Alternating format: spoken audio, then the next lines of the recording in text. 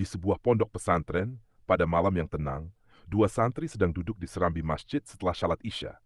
Salah satu santri bernama Ahmad mulai bercerita kepada temannya, Fadil yang tampak penasaran. Fadil, kamu pernah dengar cerita tentang penggali kubur yang mendapat ampunan Allah karena tobatnya? Tanya Ahmad sambil menatap temannya.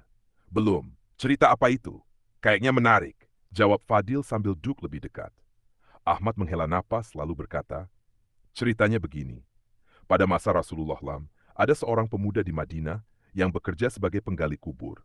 Awalnya, pekerjaan itu mulia, karena dia membantu mempersiapkan tempat peristirahatan terakhir bagi jenazah. Tapi diam-diam dia melakukan sesuatu yang tidak diketahui banyak orang.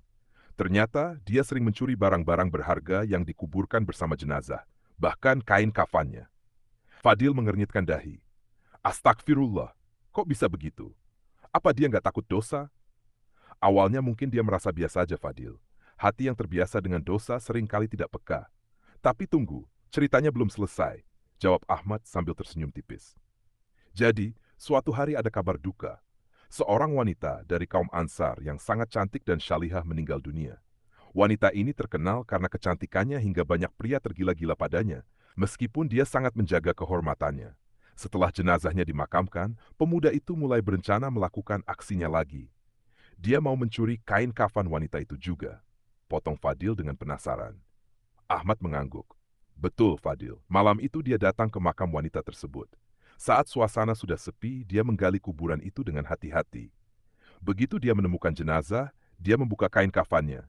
Tapi saat dia melihat kecantikan wajah jenazah itu, dia tergoda oleh nafsunya. Hal yang mengerikan pun terjadi, Fadil. Fadil membelalakkan matanya. Apa yang dia lakukan?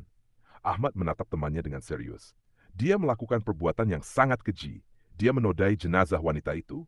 Setelah itu, dia menutup kembali kuburan seperti tidak terjadi apa-apa, lalu pergi. Tapi hati kecilnya mulai terusik. Rasa bersalah perlahan menghantuinya. Lalu apa yang terjadi setelah itu? Tanya Fadil dengan penuh rasa ingin tahu. Ahmad tersenyum kecil.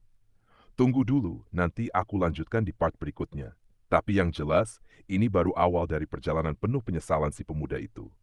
Fadil pun semakin penasaran, menunggu lanjutan kisah Ahmad.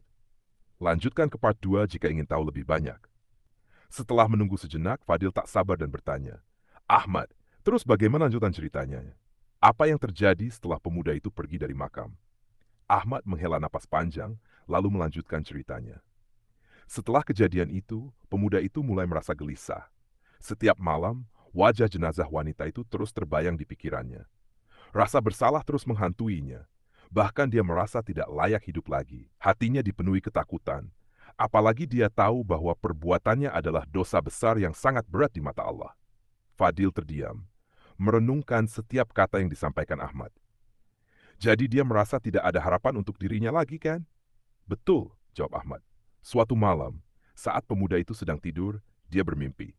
Dalam mimpinya, dia melihat wanita yang telah dinodainya bangkit dari kuburnya. Wajahnya yang cantik menatap dengan penuh kemarahan dan kesedihan.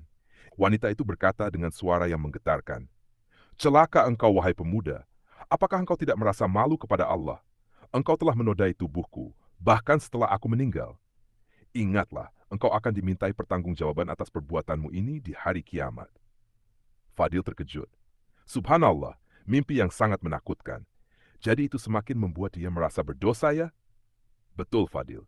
Begitu bangun, pemuda itu merasa tubuhnya dingin dan hatinya semakin hancur. Dia menyadari bahwa dia tidak bisa melarikan diri dari dosa yang telah dilakukannya. Hatinya semakin tergerak untuk mencari jalan keluar, mencari ampunan dari Allah, lanjut Ahmad dengan suara serius. Pemuda itu pun memutuskan untuk pergi menemui Rasulullah, berharap ada petunjuk yang bisa menghapus dosanya.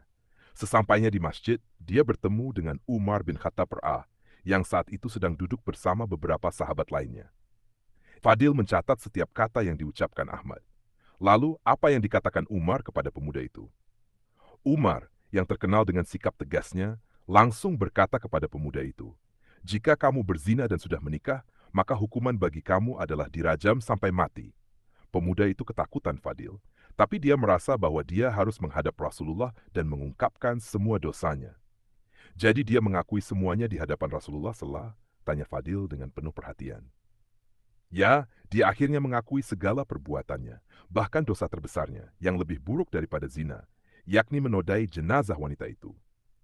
Rasulullah marah besar mendengar pengakuan itu dan berkata, "Wahai pemuda, dosamu sangat besar dan engkau harus bertanggung jawab di hadapan Allah. Pergilah dan bertaubatlah dengan sungguh-sungguh." Fadil terdiam, merasa betapa besar dosa yang telah dilakukan pemuda itu. Lalu apa yang terjadi setelah itu? Apakah dia langsung bertobat? Ahmad mengangguk. Dia tidak bisa tinggal di Madinah, Fadil. Dengan hati hancur, dia pergi menuju sebuah gua di gunung untuk menyendiri. Dia merasa dirinya tidak layak hidup di tengah masyarakat yang baik-baik, sementara dia telah melakukan perbuatan sekeji itu. Fadil menghela napas. Benar-benar kisah yang mengharukan. Jadi, dia berusaha mencari penebusan dengan taubat kan? Ahmad tersenyum lembut. Tunggu Fadil, kita akan tahu apa yang terjadi selanjutnya di Partiti Gua. Itu adalah bagian yang paling mengharukan dari kisah ini. Fadil menunggu dengan sabar, ingin segera mendengar kelanjutan cerita dari Ahmad. Lanjutkan ke part 3 untuk akhir cerita yang penuh makna. Akhir yang penuh makna dan ampunan Allah. Ahmad melanjutkan ceritanya dengan suara yang semakin serius. Setelah pemuda itu pergi ke gua, dia benar-benar menyendiri. Hatinya penuh penyesalan, dan dia merasa tak ada jalan untuk memperbaiki apa yang telah dilakukannya. Setiap detik yang berlalu, perasaan bersalah semakin menggerogoti jiwanya. Dia menangis sepanjang waktu, memohon ampun kepada Allah dengan segala ketulusan hatinya. Fadil mendengarkan dengan seksama, matanya penuh empati. Mungkin dia berpikir tak ada lagi harapan ya? Benar Fadil, jawab Ahmad dengan penuh keheningan. Dia merasa sangat jauh dari rahmat Allah. Selama berhari-hari di gua itu, dia tidak makan atau minum, hanya berdoa dan menangis. Di dalam hati dia berkata, "Ya Allah, aku menyesal atas apa yang telah aku lakukan. Aku tahu aku pantas dihukum, tapi hanya Engkaulah yang bisa mengampuni dosa-dosaku. Ampunilah aku ya Allah." Begitu besar rasa penyesalan dalam dirinya. Lalu apa yang terjadi setelah itu? Tanya Fadil, semakin terharu. Suatu hari setelah berhari-hari berdoa, tubuh pemuda itu mulai lemah. Dia tidak bisa bertahan lebih lama lagi. Di saat-saat terakhirnya, dia merasakan kedamaian yang luar biasa. Tiba-tiba, dia merasakan kedatangan seorang malaikat yang menyampaikan kabar dari Allah. Ahmad berhenti sejenak, memastikan Fadil mendengarkan dengan penuh perhatian. Malaikat itu berkata, "Allah telah menerima taubatmu, wahai pemuda. Dia mengampuni segala dosamu karena ketulusan hatimu dan penyesalanmu yang mendalam. Engkau akan mendapat ampunannya." Pemuda itu merasa sangat lega. Segera setelah itu, dia menghembuskan nafas terakhirnya dalam keadaan damai dan penuh harapan akan rahmat Allah. Fadil menundukkan kepala, tersentuh oleh kisah itu. Subhanallah, begitu besar kasih sayang Allah kepada hambanya yang bertaubat dengan tulus. Betul Fadil, jawab Ahmad, suaranya penuh kebijaksanaan. Kisah ini mengajarkan kita bahwa tidak ada dosa yang terlalu besar bagi Allah untuk diampuni, asalkan kita benar-benar bertaubat dengan hati yang ikhlas. Tak ada yang lebih besar dari kasih sayang Allah. Fadil terdiam sejenak, merenungkan makna kisah tersebut. Jadi, pemuda itu akhirnya mendapatkan ampunan Allah, meski dosa yang telah dia lakukan sangat besar. Ya, karena Allah Maha Pengampun, jawab Ahmad. Tidak ada yang lebih besar dari kasih sayang Allah. Jika kita benar-benar menyesal, Allah akan menerima taubat kita, tidak peduli seberapa besar dosa yang kita lakukan. Fadil menatap langit malam yang penuh bintang, merasa hatinya penuh dengan ketenangan.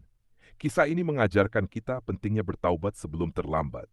Tak ada yang tahu kapan ajal menjemput, jadi kita harus selalu memperbaiki diri. Betul sekali Fadil, kata Ahmad. Semoga kita semua diberi kekuatan untuk selalu bertaubat dan mendekatkan diri kepada Allah. Mari kita jaga hati kita agar tidak terjerumus dalam dosa, dan jika kita terjatuh, cepatlah bertaubat sebelum waktu kita habis. Fadil mengangguk setuju, dan keduanya pun berdoa bersama, memohon ampunan Allah atas segala dosa mereka. Malam itu, mereka merasa semakin dekat dengan Allah, dengan penuh rasa syukur dan harapan akan rahmat-Nya. Akhir dari kisah ini memberikan kita pelajaran besar tentang taubat, kasih sayang Allah, dan pentingnya penyesalan yang tulus. Semoga kita bisa mengambil hikmah berada di jalannya.